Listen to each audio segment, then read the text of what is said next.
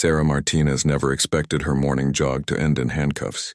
The 28-year-old former Navy petty officer was running through downtown San Diego when she stopped at a coffee shop near the naval base.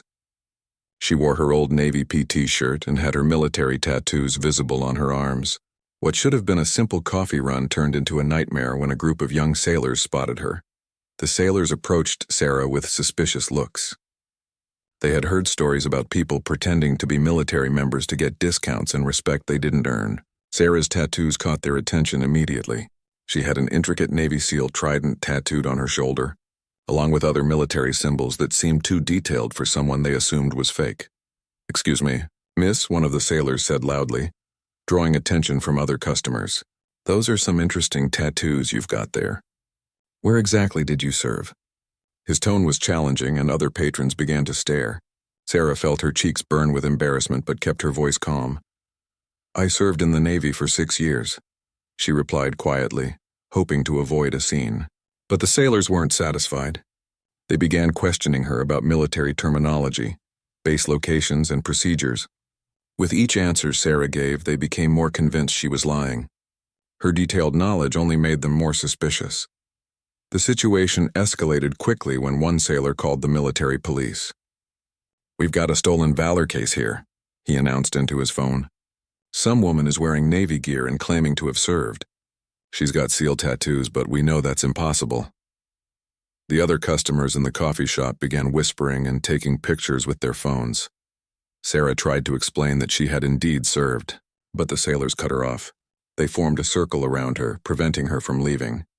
"Women can't be SEALs," one of them stated firmly. "Those tattoos are fake, just like your service." The accusation hit Sarah like a punch to the gut. She had faced this kind of doubt before, but never so publicly. When the military police arrived, they immediately sided with the accusers. Sarah's military ID was dismissed as potentially fake, and her explanations were met with skepticism. The officers had dealt with numerous stolen valor cases and believed they had caught another imposter. They placed her in handcuffs while a crowd gathered outside the coffee shop. "Ma'am, you're under arrest for stolen valor and impersonating military personnel," the lead officer announced. Sarah's mind raced as she tried to process what was happening. She thought about calling her old commander, but would anyone believe her story? The humiliation was overwhelming as people recorded the arrest on their phones.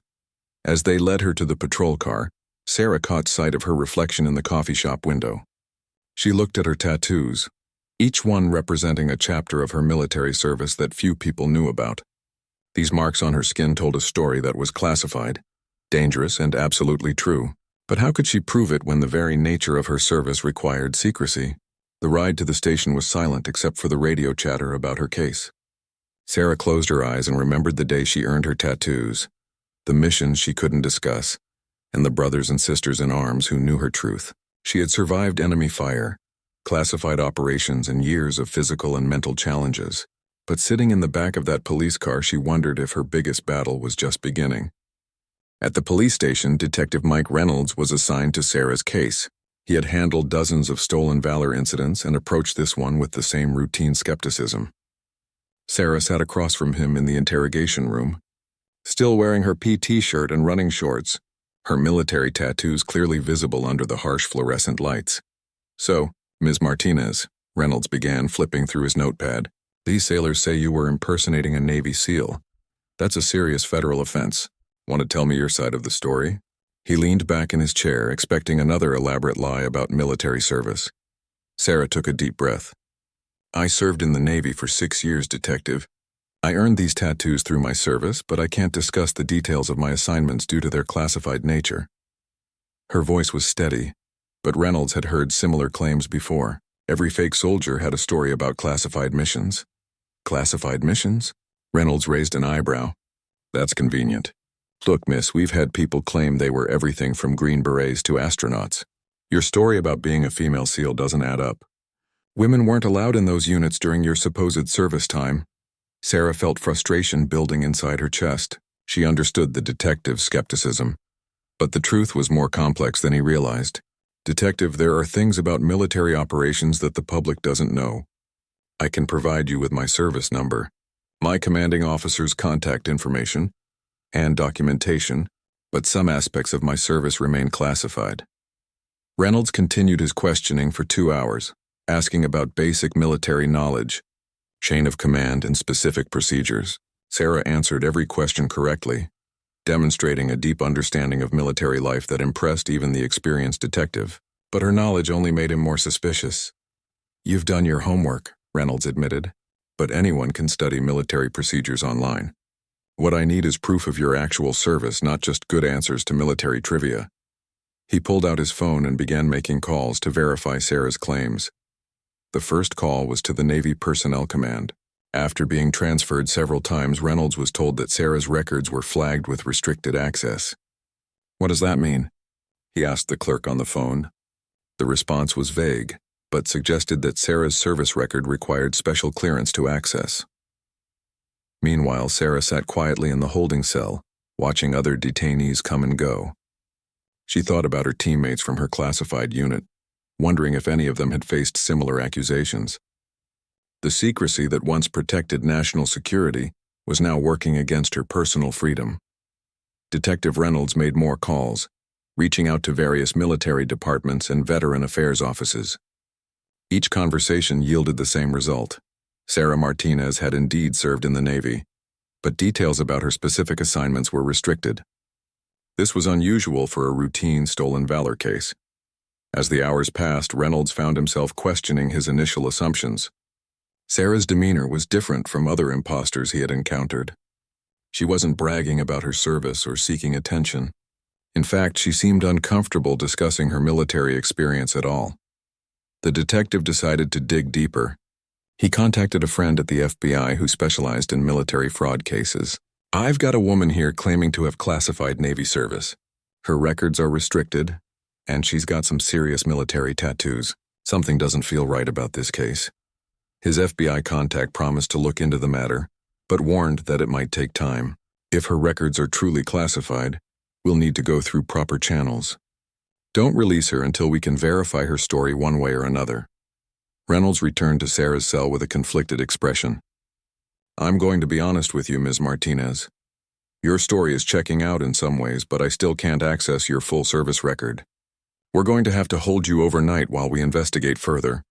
Sarah nodded, understanding the detective's position. She knew that her former commanders would eventually verify her service, but the process could take days or even weeks. As she settled into her cell for the night, she wondered how many other veterans with classified backgrounds had faced similar ordeals. The news of her arrest had already begun spreading on social media, with videos from the coffee shop going viral. Comments ranged from support for the sailors who reported her to outrage at the treatment of a potential veteran. Sarah's story was becoming a public spectacle, regardless of the truth. By morning, Sarah's arrest had become a nationwide sensation.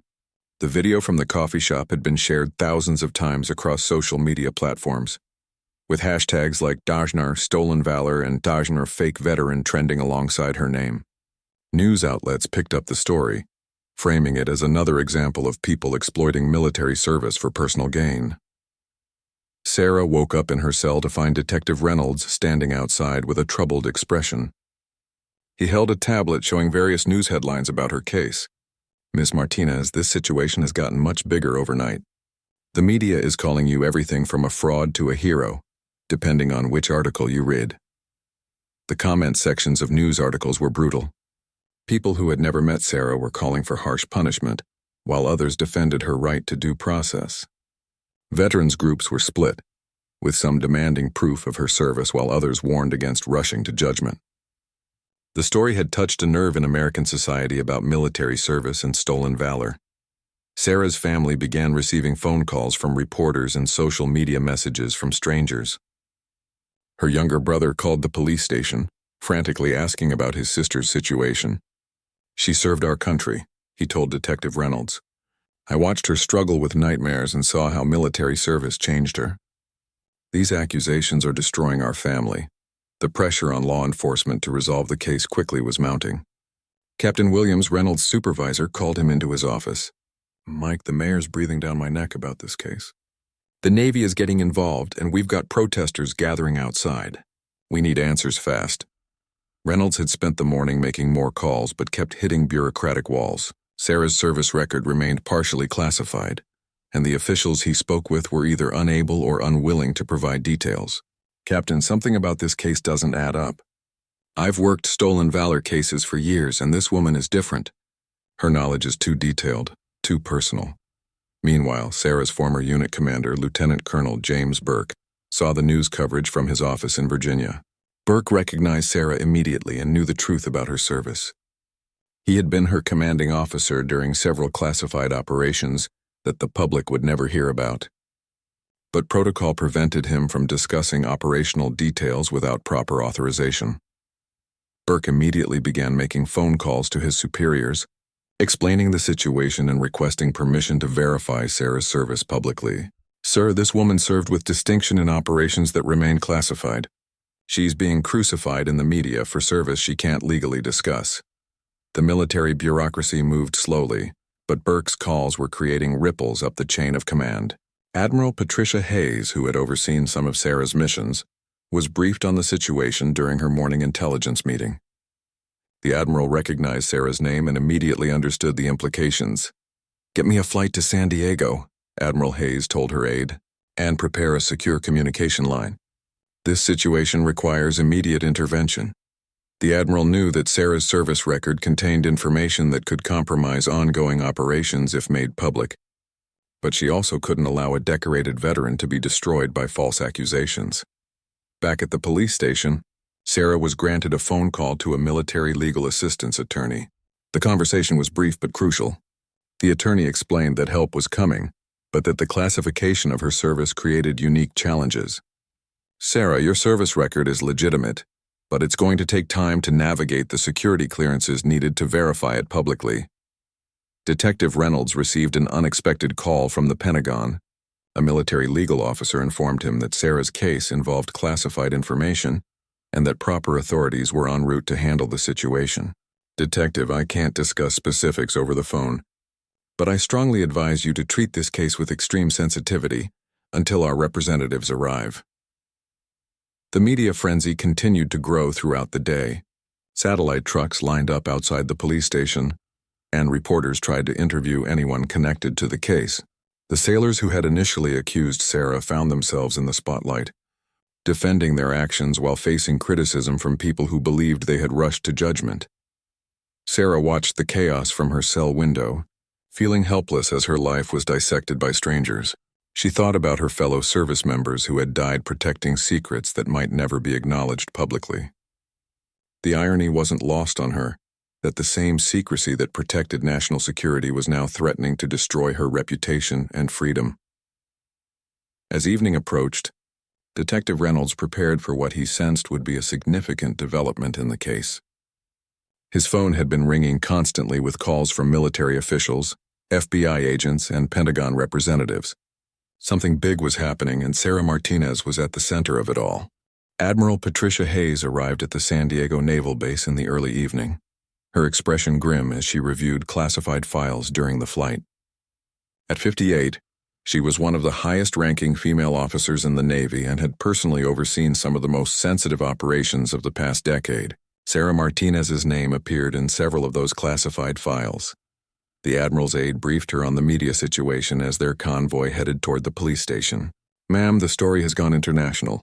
Foreign news outlets are covering this as an example of how America treats its veterans. The pressure to resolve this quickly is immense." Detective Reynolds was informed of the Admiral's arrival just minutes before her convoy pulled up. He had worked many high-profile cases, but never one that attracted the personal attention of a Navy admiral. Captain Williams met the Admiral at the entrance, clearly nervous about the unprecedented situation. "Detective Reynolds," Admiral Hayes said as she entered the station, her uniform crisp and her bearing commanding immediate respect. "I need to speak with Sarah Martinez immediately. This matter involves national security issues that require my personal attention." Reynolds led the Admiral through the station, noting how officers stepped aside and stood straighter in her presence. The media outside had caught wind of her arrival, and camera crews were repositioning for better shots of the building. "Admiral, I have to ask, is Ms. Martinez really who she claims to be?" The Admiral paused before answering. "Detective Sarah Martinez is a highly decorated veteran whose service to this country has been exemplary. Due to the classified nature of her assignments, Her full service record cannot be made public. That's all I can say until I speak with her privately. When they reached Sarah's cell, she was sitting quietly on the narrow bunk, her head in her hands. She looked up as they approached, and her eyes widened in recognition. "Admiral Hayes," she said softly, standing at attention despite being in civilian clothes and behind bars. "At ease, Martinez," the Admiral replied, her voice carrying both authority and warmth. "We need to talk." "Detective, I require a private meeting with the prisoner. This conversation involves classified information protected by federal law." Reynolds arranged for them to use the station's conference room. As they walked through the hallway, other detainees and officers stared at the unusual sight of a Navy admiral escorting someone who had been arrested for impersonating military personnel. The irony of the situation wasn't lost on anyone present. Once alone in the conference room, Admiral Hayes sat across from Sarah, her expression softening slightly. "Sarah, I saw the news coverage." "I know this has been hell for you, and I'm sorry it took this long for proper authorities to intervene. Your service record speaks for itself, but we both know the challenges of classified operations." Sarah felt emotions she had kept buried for hours finally surface. "Admiral, I tried to explain to them, but how do you prove service that officially never happened? Those tattoos represent missions I can't discuss, teammates whose names I can't mention, and sacrifices that will never be publicly acknowledged." The Admiral nodded, understanding. "I've been working with Pentagon legal counsel and the Secretary of the Navy on this situation. We're going to verify your service publicly, but we need to do it carefully to protect ongoing operations and other personnel who served with you." They spent 30 minutes discussing Sarah's service history, with the Admiral taking careful notes about what could be disclosed without compromising national security. She was impressed by Sarah's professionalism even under these circumstances, and reminded why she had personally recommended Sarah for her most challenging assignments. "Admiral," Sarah asked quietly, "will this affect other veterans with classified backgrounds? I can't be the only one who's faced these kinds of accusations." Her concern for others, even while facing her own crisis, reinforced the Admiral's confidence in her character. Meanwhile, outside the conference room, Detective Reynolds was fielding calls from reporters, federal agencies, and military officials. The FBI had sent agents to assist with the case, and Pentagon legal representatives were en route. The small-town police station had become the center of a complex federal investigation. Captain Williams pulled Reynolds aside. "Mike, whatever's happening in that room, it's way above our pay grade. The calls I'm getting suggest this woman has connections at the highest levels of military command. We need to be very careful how we handle this." Admiral Hayes emerged from the conference room and approached Detective Reynolds with a different demeanor than when she arrived. "Detective, I need to make some secure phone calls, and then we'll address this situation publicly. Sarah Martinez is exactly who she claims to be, and her service to this country has been exemplary." The Admiral stepped outside to use a secure satellite phone, calling directly to the Secretary of the Navy and the Joint Chiefs of Staff. The conversation was brief but decisive. Authorization was granted to disclose enough of Sarah's service record to clear her name while protecting classified information. As Admiral Hayes prepared to address the media gathering outside, Detective Reynolds realized he was about to witness something unprecedented. A Navy admiral was about to publicly defend a veteran whose service was so classified that it had taken the highest levels of military command to verify her identity. Admiral Hayes stood before the crowd of reporters and protesters outside the police station, her naval uniform gleaming under the bright media lights. The crowd fell silent as she approached the makeshift podium that had been hastily arranged. Detective Reynolds stood nearby, still processing the surreal turn his routine stolen valor case had taken. "I am Admiral Patricia Hayes, United States Navy," she began, her voice carrying the authority of decades of military service. "I am here to address the false accusations made against Petty Officer First Class Sarah Martinez, a decorated veteran whose service to our nation has been exemplary and whose sacrifice deserves recognition, not persecution." The crowd erupted with questions, but the Admiral raised her hand for silence. Behind her, Sarah was brought out in handcuffs, but her posture had changed. She stood straighter, her eyes focused ahead, looking every inch the military professional she had always been. "Due to the classified nature of Petty Officer Martinez's assignments, I cannot discuss the specific details of her service," Admiral Hayes continued. However, I can confirm that she served with distinction in operations that required the highest levels of security clearance and personal courage. The tattoos that led to these accusations are legitimate symbols of her service. A reporter shouted from the crowd, "Admiral, can you confirm whether Martinez served with Navy SEALs?"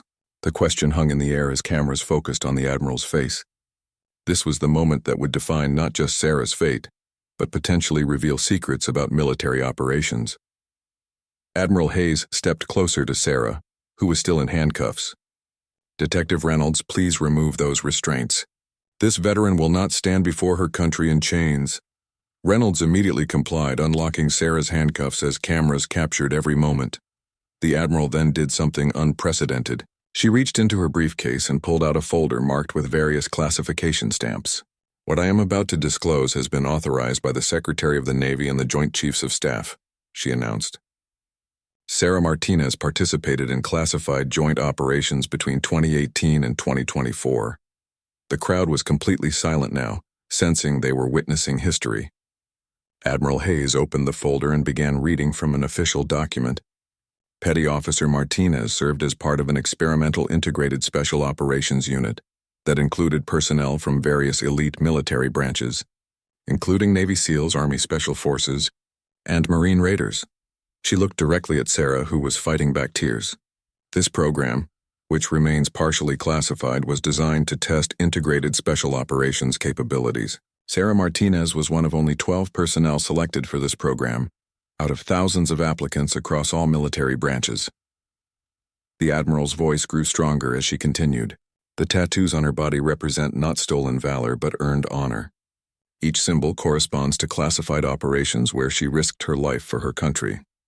The trident she wears was authorized by this program and represents legitimate service alongside Navy SEAL teams." Detective Reynolds felt his face flush with embarrassment as he realized the magnitude of the mistake that had been made. The woman he had interrogated and held overnight was not just a veteran, but someone who had served in some of the military's most sensitive operations. Furthermore, Admiral Hayes continued, "I want to address the young sailors who reported their concerns yesterday. While their intentions were good and their vigilance against stolen valor is commendable, this incident highlights the need for better education about classified military programs and the service members who sacrifice anonymity for national security." Sarah stepped forward to the microphone, her voice quiet but steady. "I want to thank Admiral Hayes and everyone who worked to resolve this situation. I also want to acknowledge that the sailors who reported me were doing what they thought was right. Stolen valor is a real problem, and veterans should be protected from those who would exploit our service." She paused, looking at the cameras. "What happened to me highlights something many veterans with classified backgrounds face.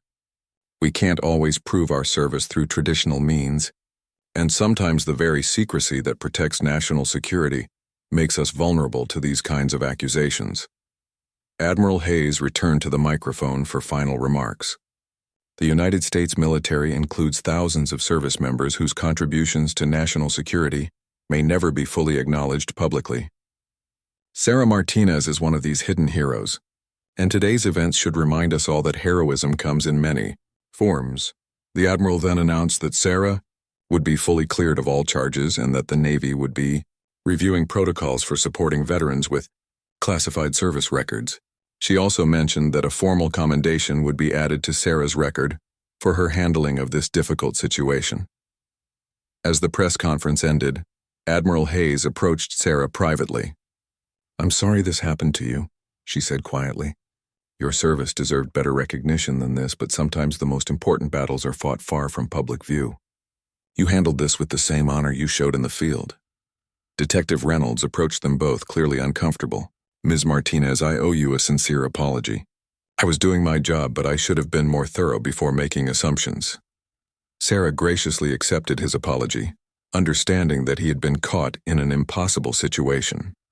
3 months after her public vindication, Sarah Martinez sat in a quiet cafe in San Diego, the same neighborhood where her ordeal had begun.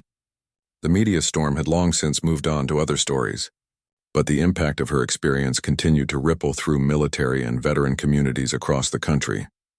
The Navy had implemented new protocols for supporting veterans with classified service records, creating a confidential verification system that could prevent similar incidents. Sarah had been asked to consult on the program, using her experience to help protect other veterans who might face the same challenges she had endured.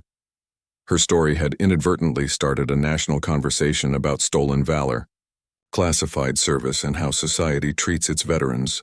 Military bases began conducting seminars about the complexity of modern military operations, and the fact that not all service members could discuss their contributions openly.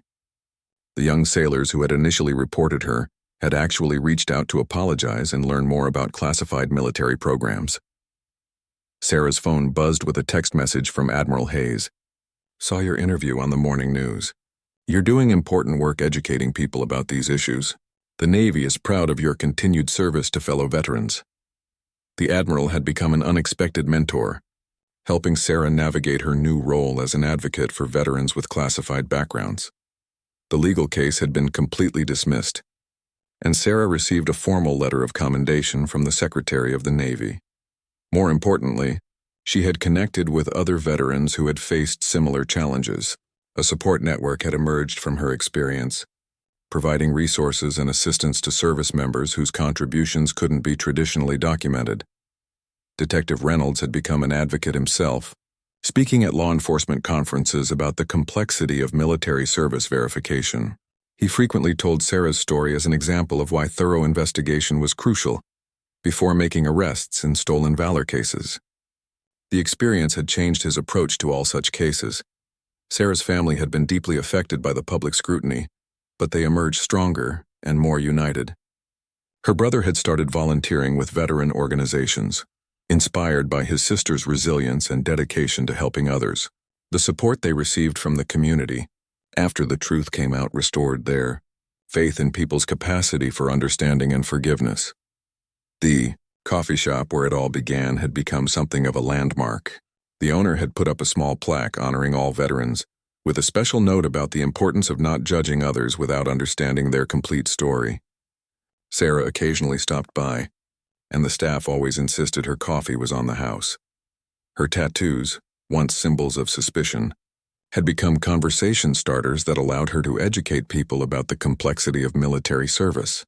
She spoke at veteran events, military academies, and civilian organizations about the hidden aspects of military life and the importance of supporting all veterans, regardless of whether their service could be publicly acknowledged. Sarah had also returned to school, pursuing a degree in social work with a focus on veteran affairs. Her goal was to create programs that would help veterans transition from classified roles to civilian life, addressing the unique challenges they faced when their service couldn't be fully disclosed or understood by employers, family members, or society at large. The experience had changed her relationship with her own service. While she had always been proud of her military career, the public validation from Admiral Hayes had helped her process some of the isolation she had felt since leaving active duty. She no longer felt like she was carrying her service record as a secret burden. One evening, as Sarah was leaving a veterans support group meeting she now facilitated, a young woman approached her nervously. "Excuse me, are you Sarah Martinez? I saw your story on the news. I'm getting out of the military soon and my service record is mostly classified. I'm scared about how to explain my experience to employers and family members." Sarah smiled warmly, recognizing the same uncertainty she had once felt. "Let's grab some coffee and talk," she said. "You're not alone in this, and there are people who understand exactly what you're going through." As they walked toward the cafe, Sarah reflected on how her worst day had ultimately led to her most meaningful work. The incident had taught everyone involved valuable lessons about assumption, verification, and the complexity of human experience. Sarah's story became a reminder that heroism often exists in forms that society doesn't immediately recognize or understand, and that the most important battles for justice sometimes happen in the most unexpected places. Her legacy wasn't just about clearing her own name, but about creating a pathway for other veterans to receive the support and recognition they deserved, even when their service had to remain partially in the shadows. The tattoos that had once made her a target had become symbols of a larger truth about sacrifice, service, and the hidden heroes among us.